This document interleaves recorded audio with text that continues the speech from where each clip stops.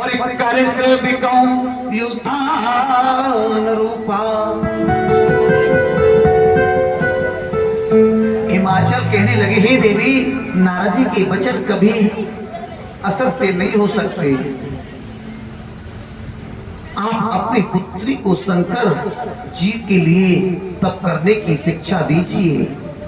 इधर माता पार्वती ने रात्रि में एक स्वप्न देखा। मातु शृणो महाप्राज्ञे अधन्ये जुष मुहूर्त के रात्रं दुष्टो मया स्वप्नस्तम वदामि कृपा कुरु। हे माता, आज एक तपस्वी ब्राह्मण मेरे स्वप्ने में आए और मुझे भगवान शिव की निम्न तपस्या करने को कहा। मैना जी ने स्वप्न की बात हिमाचल जी को बताई। हिमाचल कहने लगे, देवी, आज मैंने भी एक स्वप्न देखा है। एक योगी मेरे नगर में आया। जब मुझे ख्याल हुआ कि ये कोई और नहीं, साक्षात भगवान शिव हैं, तब मैं अपनी पुत्री पार्वती जी को लेकर अपने पास गया और उनसे प्रार्थना करे कि वो मेरी पुत्री कन्या को स्वीकार कर ले। किंतु उसी समय सत्संग और वेदांत मत के अनुसार बहुत बड़ा विवाद छिड़ गया। मेरी पुत्री वही रहकर प्रभु की सेवा करने लगी और वे चला आया। समझाने लगे, शिव जी के ललाट से मंगल की उत्पत्ति हुई। जब भगवान शिव की तपस्या करते बहुत समय बीत गया, तब भगवान शिव के ललाट से पसीना गिरा और पसीना जैसे पृथ्वी पर गिरा, वैसे ही पृथ्वी से एक बालक प्रकट हो गया। पृथ्वी ने एक सुंदर रूप बनाकर उस बालक को दुग्ध पान कराया और भगवान शिव की आज्ञा से धरती माता उस बालक को लेकर चली गई और वह बालक भौम नाम से विख्यात हो गया। बोलिए भोलेनाथ भगवान की जय। शीघ्र ही वह बालक बड़ा होकर काशी से भगवान शिव की सेवा करने लगा। और राजा भगवान शिव का तपस्या के लिए हिमाचल पर आगमन हुआ और हिमालय से वार्तालाप हुई। अदमे सकलम जन्मम सफलम जीवनम मम अठम मे सफलम सर्वा यदत्तम समागतः। हे प्रभु, आपके आने से आज मेरा जन्म सफल हो गया, मेरा जीवन सफल हो गया। प्रभु, आज तो मेरा सब कुछ सफल हो गया। शिव जी कहने लगी, मैं यहाँ तप करने के लिए आया हूँ, इसलिए ऐसा प्रबंध कीजिए कि कोई मेरी यहाँ आ ना सके। हिमालय, हे प्रभु, मेरी आज्ञा से आपसे कोई भी गंगावतन नामक मेरे शिखर पर नहीं जाएगा।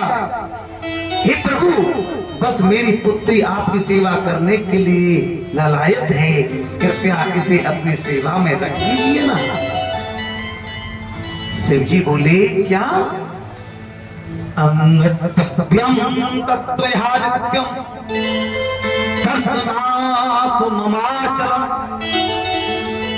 कुमारी सदने स्थाप्यम नान्यायातमं दर्शनम। हे हिमाचल जी, आप अपनी कन्या को घर पर छोड़कर ही मेरा दर्शन करने आया करें, अन्यथा आपको भी मेरा दर्शन नहीं हो। क्यों बोला? कि संतों को हमेशा स्त्रियों से दूर रहना। भागवत में तो यहां तक वर्णन आता है कि स्त्री को देव माया बताया। सच बता, बोले बाबा, क्या बोले? अगर तुम अपनी स्त्री पुत्री को लेकर के आओगे तो हो सकता है कि आपको भी मेरे दर्शन ना हो।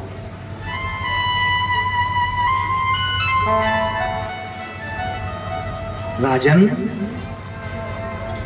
माया रूप स्मृता नारी, क्या बोली कि माया रूप स्मृता नारी विद्युत वेद पार गए। युवती तुम विशेषण विघ्न की तपेस्वमा, तपस्वियों के लिए स्त्री माया रूपी है और युवती तो और विघ्न करने हैं। जब तप नेम जला से झारी हुई है रासम, जब तप नेम जला से झारी हुई ग्रीसम सुख सब नारी। पार्वती जी कहती है प्रभु मैं आपकी मूल प्रगति हूँ, मेरे बिना आप भी कुछ नहीं है। आपने जो बात कही यह तो सामान्य स्त्रियों के लिए है। हे प्रभु यदि आप प्रगति से परे हैं तब भी आपको मेरे समीप रहने से डरना नहीं चाहिए। भगवान शिव ने माता पार्वती की बात मान ली पर पार्वती मैया वहीं रहकर प्रतिदिन भगवान की सेवा करने लगी।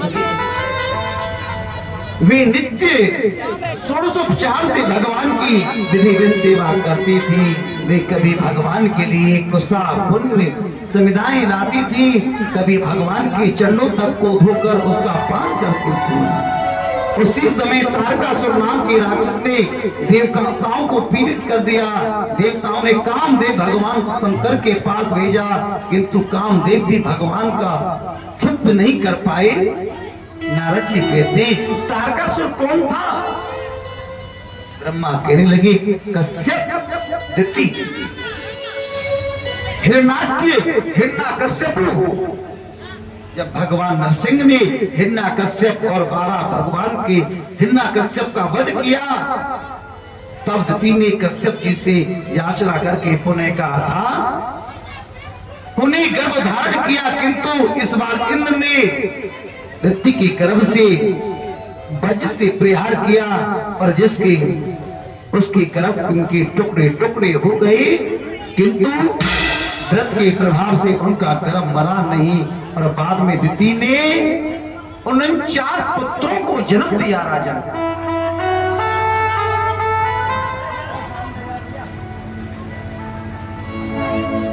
जब 49 पुत्रों को जन्म दिया कश्यप कहने लगे हे दिति यदि तुम ब्रह्मा की 10,000 वर्ष तक कठोर तप करो तो तुम्हारे गर्भ से पुण्य महापराक्रमी पुत्र होगा।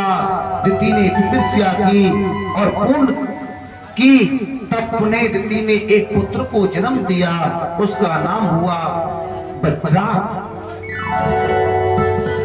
दिति ने आज्ञा से देवराज इंद्र को दंडित किया, तब ब्रह्मा जी और कश्यप जी ने इंद्र को वज्राग से छुड़ाया। ब्रह्मा जी ने ब्रजांग का विवाह वरागी से करवाया और ब्रजांग ने स्वात्विक भाव से रहने वाला और वरांगी बजाग की सेवा करने लगी। सेवा से संतुष्ट होकर एक दिन बजाग ने कहा हे देवी वरदान मांगो।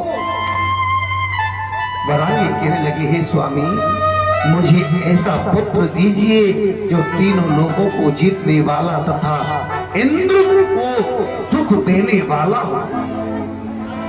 बजाग में भ्रम में पड़ गया कि मैं देवताओं से विरोध तो नहीं करता और नहीं करना चाहता हूं, किंतु यदि प्रिया का मनोरथ नहीं पूर्ण किया तो यह भी मुझे नरक का भागी होना पड़ेगा। ब्रजांग ने कठोर तप किया पर ब्रह्मा जी से महाप्रतापी पुत्र होने का वरदान मांगा। तदंतर वरांगी ने गर्भ के धारण किया। बहुत समय बीतने पर वरांगी ने विशाल महाबलवान पुत्र को जन्म दिया। प्रजापति कश्यप ने विचार करके उनका नाम तारक रखा। तारक ने मधुवन में जाकर एक पैर पर खड़े होकर के 100 वर्ष तक तपस्या की। बाद में पैर के अंगूठे पर खड़े होकर पुनः 100 वर्ष तक तपस्या की। 100 वर्ष जल में तपस्या की, 1000 वायु पीकर के तपस्या की, 100 वर्ष तक जल पीकर तपस्या की राजन, और 100 वर्ष तक जल में खड़े होकर के, लेकिन 100 वर्ष तक स्थान तन पर रहकर तपस्या की, 100 वर्ष अग्नि में खड़े होकर के तपस्या की, 100 वर्ष अग्नि में और 100 वर्ष मुख नीचे करके तपस्या की, 100 वर्ष हथेली के बल पर खड़े रह करके तपस्या की। ब्रह्मा जी प्रकट हो गए। ब्रह्मा जी कहने लगे, मांगो, क्या वरदान चाहिए, मांगो। तारक बोला, प्रभु शिववीर्य समोत्यपन्न पुत्र सेनापति यदा भूत्वा शस्त्रं खिन्ने मंदां तदा मे मता भविता। भगवान शिव के वीर से उत्पन्न पुत्र के द्वारा ही मेरी मृत्यु हो। ब्रह्मा बोले, तथास्तु। यार तो बहुत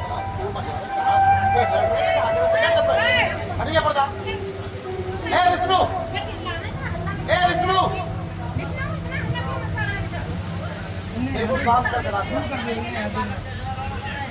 आगे गुरु जी। राजन, कैसा? जो शिव के वीर से उत्पन्न हो और उससे ही मेरी मृत्यु। ब्रह्मा जी बोले, तथास्तु। तारकासुर ने संपूर्ण देवलोक पर अधिकार कर लिया। तारकासुर ने उत्पीड़ित होकर देवता ब्रह्मा जी के पास आए और ब्रह्मा जी ने कहा, हे देवताओं, तारकासुर की मृत्यु भगवान शंकर के पुत्र से ही होनी है। इस समय माता पार्वती अपने 2 सखियों के साथ शिव जी की सेवा कर रही हैं। उन विप्र सुंदरी को देखकर भी भगवान शिव के मन में कोई विकार उत्पन्न नहीं होता।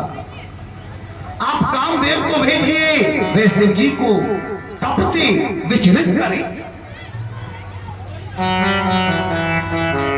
देवराज इंद्र ने कामदेव का स्मरण किया और कामदेव प्रकट हो गए। इंद्र ने कामदेव को जब वहां से भेजा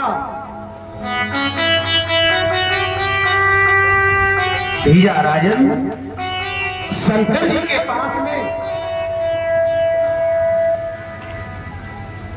जब शंकर जी समाधि में बैठे और वो भंग करने के लिए गए, हिमाचल पर जाकर कामदेव ने असमय में बसंत ऋतु का प्रभाव प्रकट कर दिया। कामदेव अपना पूरा प्रभाव फैलाने लगे। कामदेव रति को साथ लेकर हाव भाव से युक्त हो अपने गणों के साथ शिव जी के समीप पहुंच गया, किंतु वहां शंकर भगवान ने में कोई भी छिद्र ना पाकर प्रवेश ना कर सका। उसी समय पार्वती जी 2 सखियों के साथ पुष्प लेकर भगवान शिव के समीप जा गई और जिस समय विपुल सुंदरी पार्वती जी शिव जी के समीप पहुंची तो एक क्षण के लिए पार्वती जी को देखकर शिव जी का ध्यान छूट गया। उसी समय मौका पाकर काम ने हर्षण नामक बाण से शिव जी को हर्षित कर दिया। भगवान से हर्षित होकर पार्वती जी को देखने लगे। राजा देखने लगे और भगवान से हर्षित होकर भोलेनाथ ने अपने धैर्य का नाश होते ही विचार कर संपूर्ण दिशाओं की ओर देखा। भोलेनाथ की दृष्टि काम पर पड़ी। तत्काल उन्हें क्रोध आया और उन्होंने कामदेव को भस्म कर दिया। सब देवता भगवान की स्तुति करने लगे। जब सेवती सर नयन होगा, जब सेवती सर नयन होगा,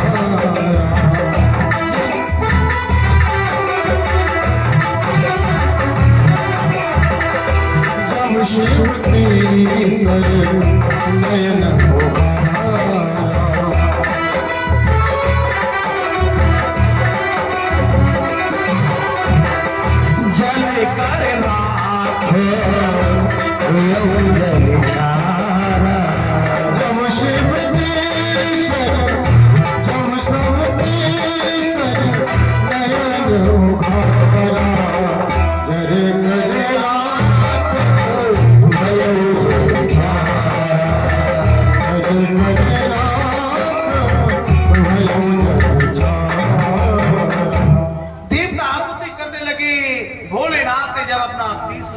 खोला तो कामदेव जल करके भस्म हो गया।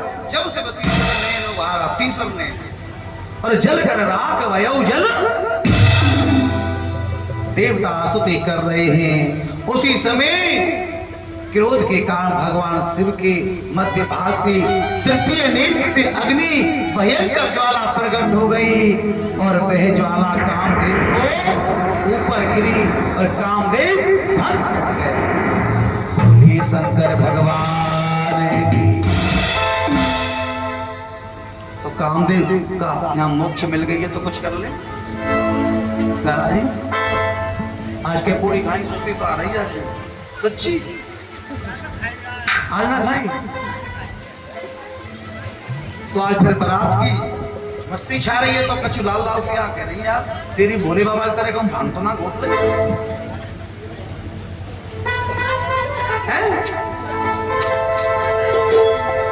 देना हो तो दे दे सावरे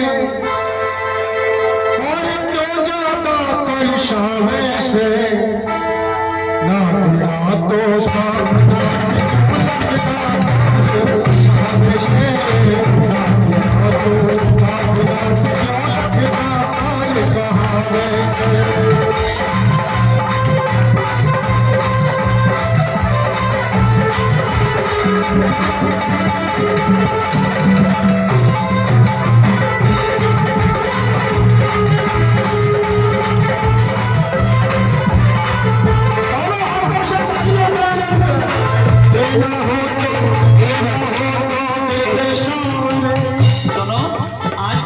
सुस्ती ज्यादा नजर आ रही है। क्या बात है आज तुम में कुछ सुस्ती ज्यादा नजर एकादशी व्रत तो कल है आज तो ना रहे कल आज कौन कौन रहे एकादशी